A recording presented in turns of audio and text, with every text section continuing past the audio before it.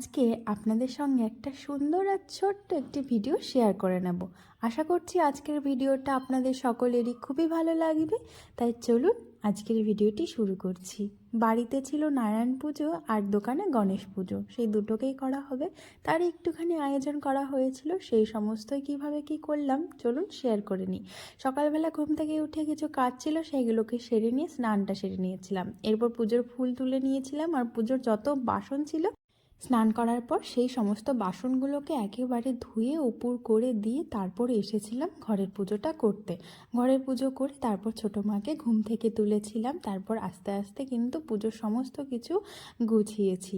তো ঘরের পুজোটা দিয়ে নিয়েছি, কোনো ভুল ত্রুটি থাকলে ক্ষমা করে দেবেন। ঘুম ভাঙেই না, ওর বাড়িতে পুজোর ঘুমই ভাঙছে না। কুড়ি বাবা রে,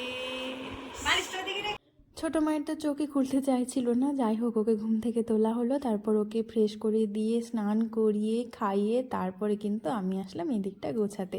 তার সঙ্গে হাতে হাতে মাও কিন্তু গুছিয়ে দিচ্ছিল এদিকে সমস্ত কিছু রেডি। কিন্তু আমাদের ঠাকুরমশাই কিন্তু সেই 8:30 9টার জায়গায় এসেছিল 9:30-ও পরে। এইদিকে কিন্তু সমস্ত একদম গোছানো হয়ে গেছে। এইভাবে করে যতটুকু পেরেছি আমি আর মা দুজন মিলে সমস্তটা গুছিয়েছি। কেমন হয়েছে অবশ্যই কিন্তু কমেন্ট করে জানাবেন।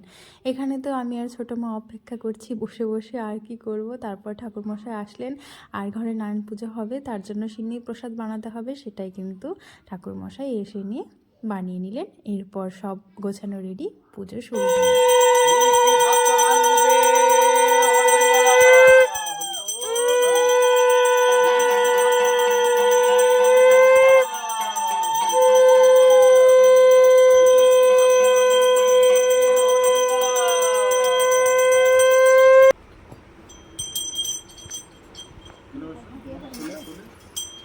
ঠাকুর ঘরের নারায়ণ পুজোটা হয়ে গেল, এবার হবে দোকানের গণেশ পুজোটা। তাই সেই আয়োজনও কিন্তু এদিকে গোছানো হয়ে গেছে।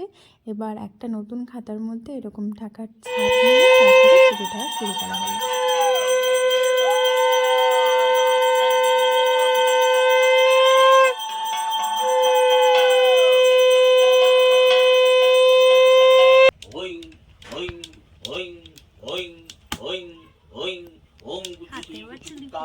আর আমার কিন্তু এই প্রসাদটা খেতে দারুণ লাগে, যেটা আমি খাই মুড়ি দিয়ে। কে কে এইভাবে খান আমাকে অবশ্যই। আমার মামাম কিন্তু ভোট দিয়ে চলে এসেছে। আর কি খাইয়ে দিয়েছে তোমাকে? ড্রপ খাইয়ে দিয়েছে, হা করেছে আর খাইয়ে দিয়েছে 2 ফোঁটা। আর তুমি কি সারাদিন লাখ টাকার লক্ষ্মী লাভ, লাখ টাকার লক্ষ্মী লাভের বড় ভক্ত হচ্ছে এই যে আমাদের আরাত্রিকা সরকার। উনি সবসময় দেখতে পারেন, সব সময় চলতে থাকে। আর সুদীপ্তাদির বড় ভক্ত।